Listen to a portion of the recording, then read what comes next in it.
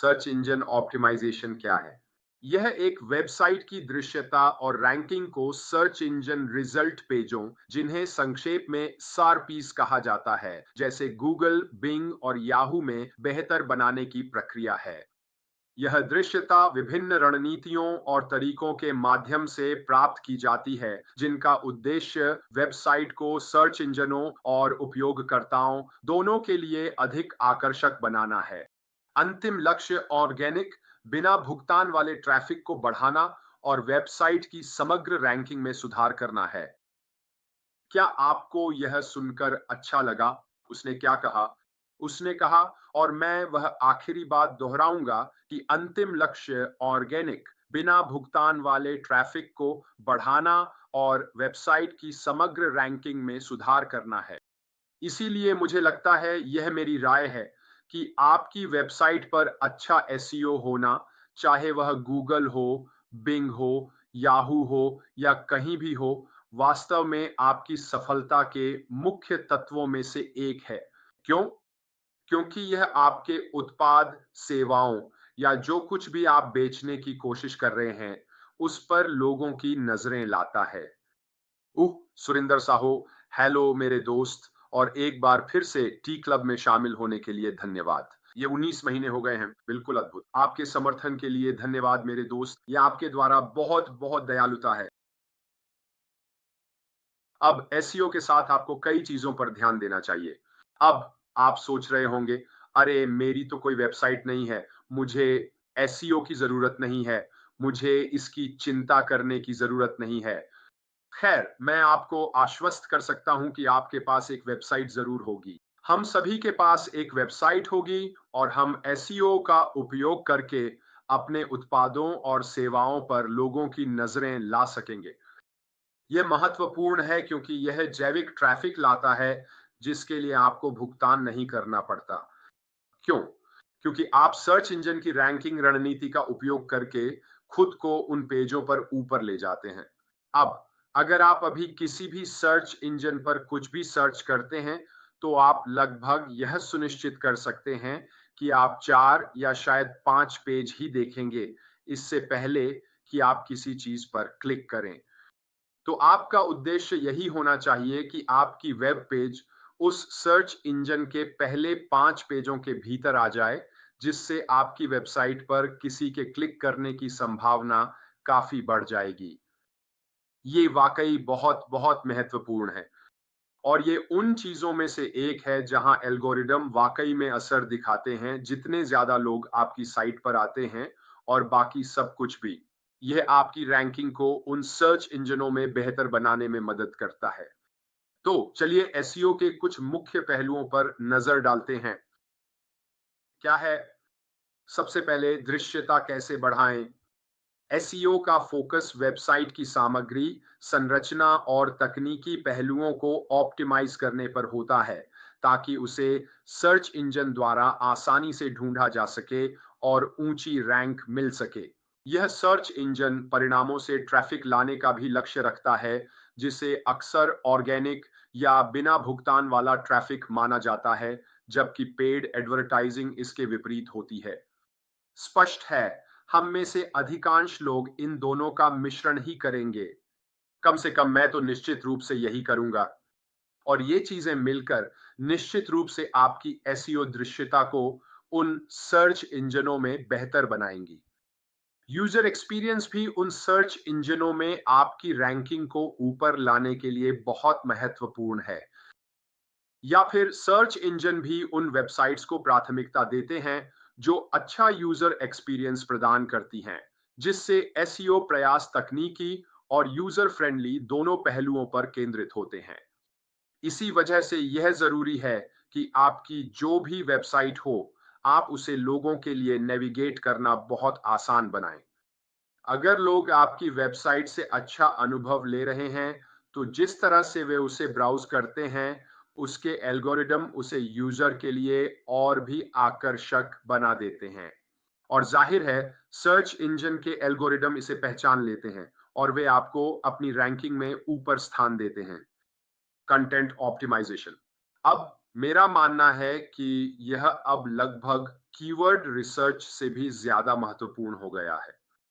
पहले के समय में एक अच्छी वेबसाइट होना वास्तव में इस बात पर निर्भर करता था कि आपकी वेब पेज के बैकग्राउंड में कौन से कीवर्ड्स हैं।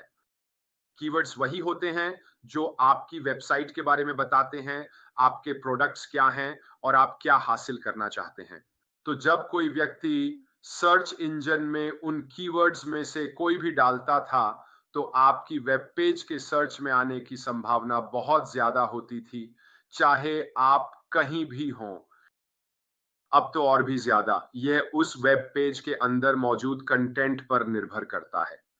मेरे विचार में यह लगभग कीवर्ड से भी ज्यादा महत्वपूर्ण है। मेरा मतलब क्या है?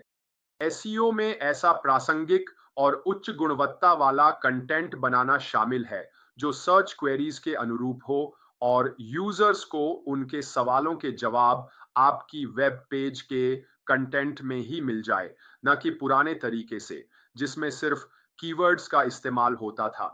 क्या कीवर्ड्स अभी भी प्रासंगिक हैं? बिल्कुल। लेकिन आपकी वेब पेज के शब्दों में सही कंटेंट होना निश्चित रूप से एक ऐसी चीज है जिस पर आपको ध्यान देना चाहिए। इसलिए आपको यह समझना जरूरी है कि जब आप अपनी वेब पेज डिजाइन कर रहे हैं, तो आप उसे कैसे वर्णित कर रहे हैं, आप क्या कह रहे हैं। यह सब वास्तव में उस चीज से जुड़ा होना चाहिए जो आप कर रहे हैं, आपके प्रोडक्ट से, और अंत में आप जो हासिल करना चाहते हैं उससे भी। और यह सब आपकी वेब पेज की भाषा में झलकना चाहिए। क्यों? क्योंकि आपकी वेब पेज के भीतर आपके शब्दों को एल्गोरिदम जिस तरह से स्पाइडर करता है, वह आपको उन सर्च इंजन साइट्स के एसईओ में उच्च रैंकिंग दिलाने में मदद करता है। इसलिए यह निश्चित रूप से एक ऐसी चीज है जिस पर आपको ध्यान देना चाहिए जब आप अपनी वेब पेज डिजाइन कर रहे हों या लिख रहे हों, कि वे कीवर्ड्स आपके डिस्क्रिप्शन में भी होने चाहिए। साथ ही वे कीवर्ड्स सर्च इंजन रिसर्च में भी शामिल होने चाहिए। तो मैंने कीवर्ड्स के बारे में कुछ बार जिक्र किया है। ये उन कीवर्ड्स और वाक्यांशों की पहचान करना है जिन्हें उपयोगकर्ता खोज रहे हैं और उन्हें वेबसाइट की सामग्री और संरचना में शामिल करना है।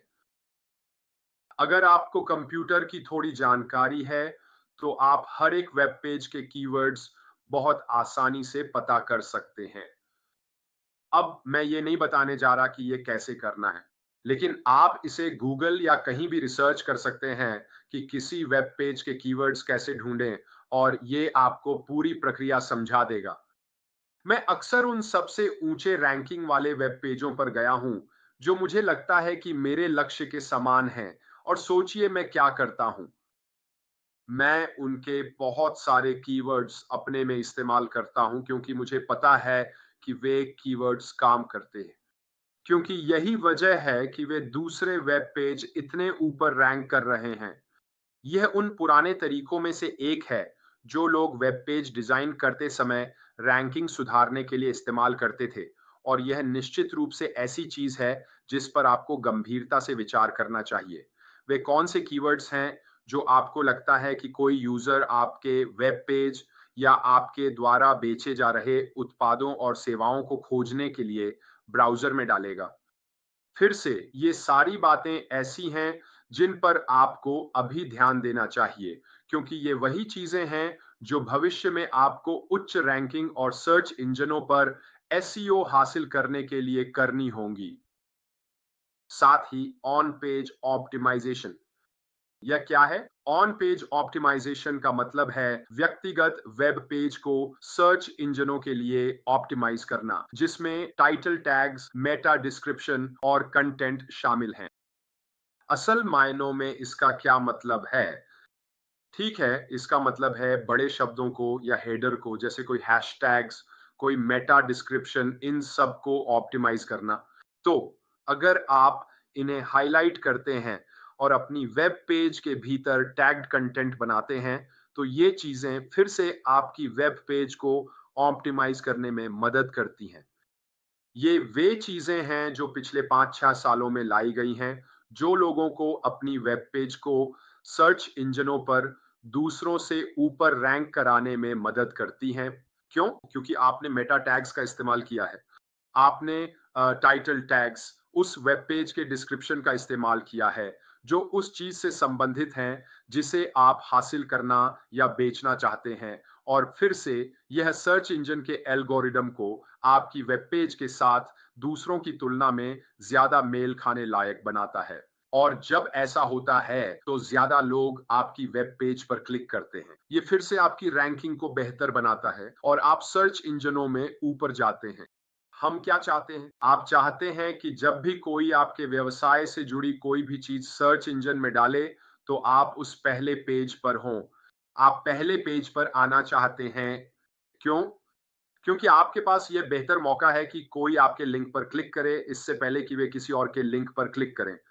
और अगर आप यह हासिल कर लेते हैं तो यह फ्री ऑर्गेनिक ट्रैफिक है जो आपकी वेब पेज पर आ रहा है, जिसके लिए आपने पैसे नहीं दिए हैं, लेकिन यह आपके उत्पादों और सेवाओं पर नए लोगों की नजर ला रहा है।